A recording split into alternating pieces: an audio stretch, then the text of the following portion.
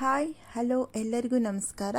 ಸುಶೀಸ್ ಕಿಚನ್ಗೆ ಸ್ವಾಗತ. ಇವತ್ತು ನನ್ನ ಕಿಚನಲ್ಲಿ ನಾನು ಬೆಂಡೆಕಾಯಿ ಪಲ್ಯ ಮಾಡ್ತಾ ಇದ್ದೀನಿ. ಇದಕ್ಕೆ 1/2 kg ಬೆಂಡೆಕಾಯಿ ತೊಗೊಂಡಿದ್ದೀನಿ.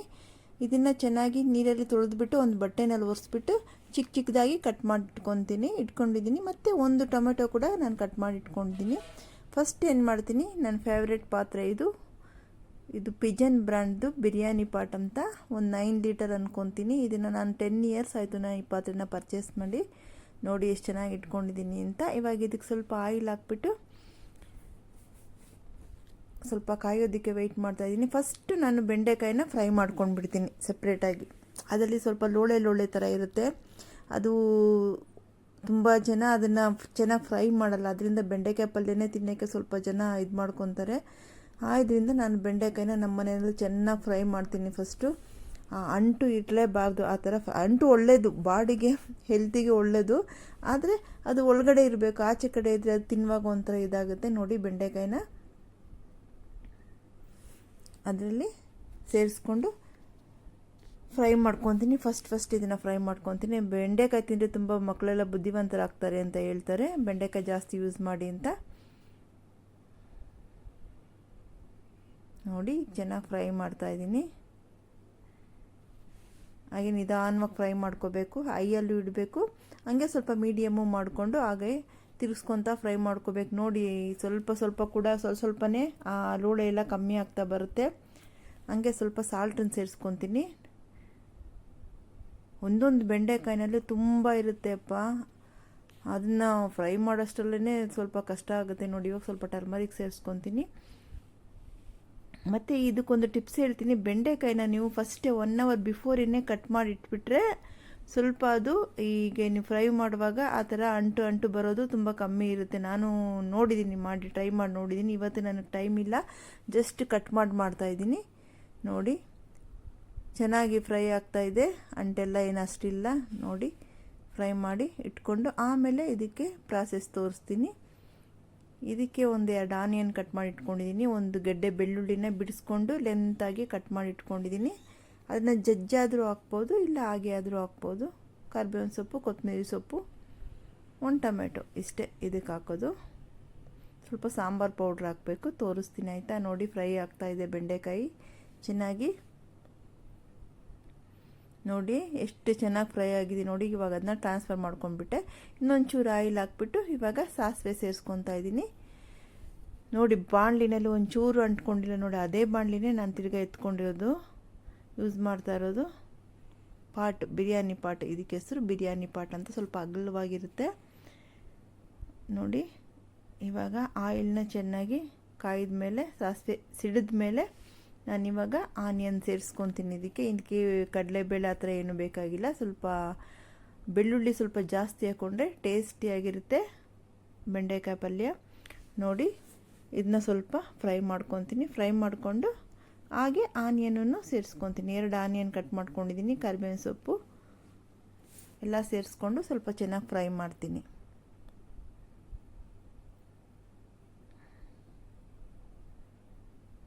ತುಂಬ ಜನ ಬೆಂಡೆಕಾಯಿನ ಅದು ಫ್ರೈ ಮಾಡುವಾಗ ಅಯ್ಯೋ ಅದರಿಂದನೇ ಜಾಸ್ತಿ ಜನ ಅದನ್ನು ಅಷ್ಟಾಗಿ ಮಾಡೋಕ್ಕೆ ಹೋಗಲ್ಲ. ಸಾರಲ್ಲೂ ಅಷ್ಟೇ, ಸಾರು ಮಾಡುವಾಗಲೂ ಅಷ್ಟೇ ಚೆನ್ನಾಗಿ ಫ್ರೈ ಮಾಡಿ ಹಾಕಿದ್ರಿಂದ ಬೇಳೆ ಸಾರು ಚೆನ್ನಾಗಿರೋದು. ಬೆಂಡೆಕಾಯಿ ಬೇಳೆ ಸಾರು ತುಂಬ ಟೇಸ್ಟಿಯಾಗಿರುತ್ತೆ. ಅದನ್ನು ಮಾಡಿ ತೋರಿಸ್ತೀನಿ. ಎಲ್ಲ ಫ್ರೈ ಮಾಡೋದಲ್ಲೇ ಇರೋದು. ನೋಡಿ, ಇವಾಗ ಸ್ವಲ್ಪ ಅರಿಶಿನ ಹಾಕ್ಕೊಂಡು ಫ್ರೈ ಮಾಡಿಕೊಂಡು ಚಿಕ್ಕದಾಗಿ ಒಂದು ಟೊಮೆಟೊ ಕಟ್ ಮಾಡಿ ಇಟ್ಕೊಂಡಿದ್ದೀನಿ, ಅದನ್ನು ಅದರಲ್ಲಿ ಸೇರಿಸ್ಕೊತಾ ಇದ್ದೀನಿ. ಸೇರಿಸ್ಕೊಂಡು ಸ್ವಲ್ಪ ಚೆನ್ನಾಗಿ ಹುರ್ಕೋಬೇಕು. ಈ ಬೆಂಡೆಕಾಯಿ ಪಲ್ಯ ಅನ್ನ ಸಾಂಬಾರು ಜೊತೆ ಸೈಡ್ ಡಿಶ್ಗೂ ಚೆನ್ನಾಗಿರುತ್ತೆ. ಬರೀ ಬೇಳೆ ಸಾರು ಇದ್ದರೆ ತುಂಬ ಚೆನ್ನಾಗಿರುತ್ತೆ, ಇಲ್ಲ ಚಪಾತಿ ಜೊತೆ ತುಂಬ ಚೆನ್ನಾಗಿರುತ್ತೆ. ಇದ್ರ ಜೊತೆಗೆ ಸೌತೆಕಾಯಿ ಕಟ್ ಮಾಡಿ ಇಟ್ಕೊಂಡು ನಂಚ್ಕೊಂಡು ಇದನ್ನು ಚಪಾತಿ ಸೌತೆಕಾಯಿ ಎಲ್ಲ ತಿಂತಾಯಿದ್ರೆ ಸಲಾಡ್ ಥರ ಪಕ್ಕದಲ್ಲಿ ಇಟ್ಕೊಂಡು ತುಂಬ ಚೆನ್ನಾಗಿರುತ್ತೆ. ಇವತ್ತು ನಾನು ಸೌತೆಕಾಯಿ ಕೂಡ ಕಟ್ ಮಾಡಿ ಇಟ್ಟಿದ್ದೀನಿ, ತೋರಿಸ್ತೀನಿ. ಇದು ಮಾರ್ನಿಂಗ್ ಟಿಫನ್ಗೆ ಮಾಡ್ತಾ ಇರೋದು, ಚಪಾತಿ ವಿತ್ ಲೇಡೀಸ್ ಫಿಂಗರ್ ಪಲ್ಯ. ನೋಡಿ, ಇವಾಗ ನಾನು ಫ್ರೈ ಮಾಡಿಟ್ಟಿದ್ದ ಬೆಂಡೆಕಾಯಿನ ಇದರಲ್ಲಿ ಸೇರಿಸ್ಕೊಂಡು ಈಗ ಎರಡನ್ನೂ ಚೆನ್ನಾಗಿ ಮಿಕ್ಸ್ ಮಾಡ್ತೀನಿ.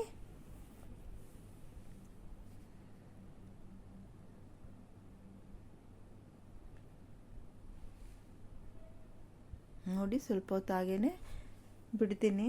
ನಾನು ಹೈ ಮಾಡ್ಕೊತಾ ಇರ್ತೀನಿ, ಫ್ಲೇಮ್ನ ಕಮ್ಮಿ ಮಾಡ್ಕೊತಾ ಇರ್ತೀನಿ. ಇದು ಪಾತ್ರೆ ಸ್ವಲ್ಪ ದಪ್ಪವಾಗಿರೋದ್ರಿಂದ ಸ್ವಲ್ಪ ಹೈಯಲ್ಲಿ ಇಟ್ಕೊಂಡು ಫ್ರೈ ಮಾಡಿದ್ರೂ ಏನು ಪ್ರಾಬ್ಲಮ್ ಇಲ್ಲ. ಯಾವತ್ತು ತಳ ದಪ್ಪವಾಗಿರೋ ಪಾತ್ರೆಗಳು ಯೂಸ್ ಮಾಡಬೇಕು ಅಡುಗೆಗೆ. ತುಂಬ ತೆಳು ಇರೋ ಪಾತ್ರೆಗಳು ತೊಗೊಂಡು ಸೀದೋಗೋ ಚಾನ್ಸಸ್ ಇರುತ್ತೆ. ನೋಡಿ ಫ್ರೈ ಆಗ್ತಾಯಿದೆ ಬೆಂಡೆಕಾಯಿ, ಸ್ವಲ್ಪ ಬಿಟ್ಟಿದ್ದೀನಿ ಹಾಗೇ. ನೋಡಿ ಇವಾಗ ನಾನು ಸಾಂಬಾರು ಪೌಡ್ರು ತೊಗೊಂಡೆ. ಈ ಸಾಂಬಾರು ಪೌಡ್ರು ಬೇಳೆ ಸಾರಿಗೆಲ್ಲ ಯೂಸ್ ಮಾಡ್ತೀವಲ್ವ, ಹುಳಿ ಸಾರಿಗೆ, ಬೇಳೆ ಸಾರಿಗೆಲ್ಲ. ಇದು ಸ್ವಲ್ಪ ಸಾಂಬಾರು ಪೌಡ್ರನ್ನ ಹಾಕ್ತಾಯಿದ್ದೀನಿ. ನಿಮಗೆ ಖಾರಕ್ಕೆ ಎಷ್ಟು ಬೇಕೋ ಅಷ್ಟು ಹಾಕ್ಕೊಳ್ಳಿ. ನನಗೆ ಎಷ್ಟು ಬೇಕೋ ಅಷ್ಟು ಹಾಕ್ತಾಯಿದ್ದೀನಿ ನಾನು. ಇದೇ ಖಾರ ಇದಕ್ಕೆ. ನೋಡಿ ಹಾಕ್ಕೊಂಡು ಇದನ್ನು ಚೆನ್ನಾಗಿ ಮಿಕ್ಸ್ ಕೊಡಬೇಕು. ನೀವು ಚಪಾತಿ ಜೊತೆಗೆ ತಿನ್ನೋದ್ರಿಂದ ಸ್ವಲ್ಪ ಖಾರದ ಪುಡಿ, ಸಾಂಬಾರು ಪೌಡ್ರನ್ನ ಸ್ವಲ್ಪ ಜಾಸ್ತಿನೇ ಹಾಕ್ಕೊಂಡ್ರೆ ಪರವಾಗಿಲ್ಲ.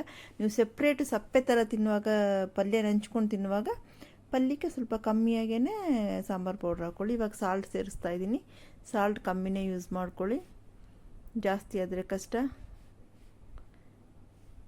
ಕಮ್ಮಿ ಆದರೆ ಹಾಕೋಬೋದು, ಆದರೆ ಜಾಸ್ತಿ ಆದರೆ ಈ ಥರ ಪಲ್ಯಗಳನ್ನೆಲ್ಲ ಅಡ್ಜಸ್ಟ್ ಮಾಡೋದು ತುಂಬ ಕಷ್ಟ. ತೆಂಗಿನಕಾಯಿ ತುರಿ ಸೇರಿಸ್ಬೇಕು, ಇನ್ನು ತಿರ್ಗ ಬೆಂಡೆಕಾಯಿ ಹುರಿದು ಸೇರಿಸ್ಬೇಕು, ಆ ಥರ ಆಗಿಬಿಡುತ್ತೆ. ನೋಡಿ ಇವಾಗ ನಾನು ಚಪಾತಿ ಹಿಟ್ಟು ಕೂಡ ಕಲಸಿಟ್ಕೊಂಡಿದ್ದೀನಿ. ನೋಡಿ ಬೆಂಡೆಕಾಯಿ ಪಲ್ಯ ಎಲ್ಲ ಚೆನ್ನಾಗಿ ಮಿಕ್ಸ್ ಮಾಡಿಬಿಟ್ಟು ಒಂದು ನೀರು ಸ್ವಲ್ಪ ಚಿಮ್ಕಿಸ್ಬೇಕು. ನೀರು ಸುಮ್ಮನೆ ಸ್ಪ್ರಿಂಕಲ್ ಮಾಡಿಬಿಟ್ಟು ಮುಚ್ಚಿಬಿಟ್ಟು ಒಂದು 2-3 ನಿಮಿಷ ಬೇಯಿಸ್ಬೇಕಾಗುತ್ತೆ. ಅದೆಲ್ಲ ಹೊಂದ್ಕೋಬೇಕು. ಸಾಂಬಾರು ಪೌಡ್ರದ್ದು ಹಸಿ ಸ್ಮೆಲ್ ಬರಬಾರ್ದು. ನಾವು ಹಾಕಿರೋ ಈರುಳ್ಳಿ, ಬೆಳ್ಳುಳ್ಳಿ, ಸಾಂಬಾರು ಪೌಡ್ರು, ಕೊತ್ತಂಬರಿ ಸೊಪ್ಪು, ಕರಿಬೇವಿನ ಸೊಪ್ಪು ಎಲ್ಲ, ಟೊಮೆಟೊ ಎಲ್ಲ ಇದರಲ್ಲಿ ಮಿಕ್ಸ್ ಆಗಿ ಬೆಂಡೆಕಾಯಿನಲ್ಲಿ ಅಂಟ್ಕೊಂಡು ಪಲ್ಯ ಥರ ಬರಬೇಕು.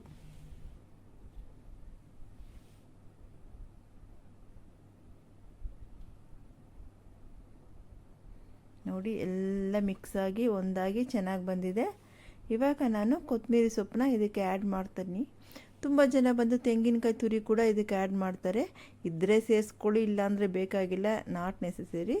ಇವಾಗ ನೋಡಿ ನಾನು ಇದಕ್ಕೆ ಒಂದು ಚೆನ್ನಾಗಿ ಮಿಕ್ಸ್ ಕೊಟ್ಬಿಟ್ಟು ಇದನ್ನು ಡಿಶ್ ಔಟ್ ಮಾಡಿ ಚಪಾತಿ ಜೊತೆಯಲ್ಲಿ ಮತ್ತು ಸೌತೆಕಾಯಿ ಜೊತೆಯಲ್ಲಿ ನಿಮಗೆ ತೋರಿಸ್ತೀನಿ, ಆಯಿತಾ? ತುಂಬ ಚೆನ್ನಾಗಿರುತ್ತೆ, ತುಂಬ ಹೆಲ್ತಿ ಡಿಶ್ ಕೂಡ. ತುಂಬ ಆಯಿಲ್ ಕೂಡ ಜಾಸ್ತಿ ಯೂಸ್ ಮಾಡಿಲ್ಲ, 2 ಸ್ಪೂನು ಫ್ರೈ ಮಾಡೋಕೆ ಹಾಕಿದ್ದೀನಿ. ಇನ್ನು ಸುಮ್ಮನೆ ಒಂದೂವರೆ ಸ್ಪೂನ್, ತುಂಬ ಕಮ್ಮಿನೇ. ನೋಡಿ ಬಾಣಲೆ ಎಲ್ಲ ಎಷ್ಟು ಚೆನ್ನಾಗಿದೆ ನೋಡಿ, ಪಾತ್ರೆ ಒಂಚೂರು ಮೆತ್ಕೊಂಡಿಲ್ಲ. ನೋಡಿ ಡಿಶ್ ಔಟ್ ಮಾಡಿ ತೋರಿಸ್ತಾ ಇದ್ದೀನಿ. ಚಪಾತಿ ವಿತ್ ಬೆಂಡೆಕಾಯಿ ಪಲ್ಯ ವಿತ್ ಕ್ಯೂಕುಂಬರ್ ಸಲಾಡ್.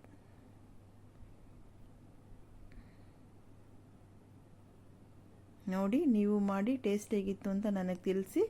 ನನ್ನ ಚಾನಲ್ನ ನೀವು ಸಬ್ಸ್ಕ್ರೈಬ್ ಮಾಡಿಪ್ಪ, ಮಾಡ್ದಿರ ಇರಬೇಡಿ, ಆಯಿತಾ? ನೋಡಿ ಒಳ್ಳೊಳ್ಳೆ ರೆಸಿಪಿ ನನ್ನ ಚಾನಲಿಂದ ಬರುತ್ತೆ. Thank you.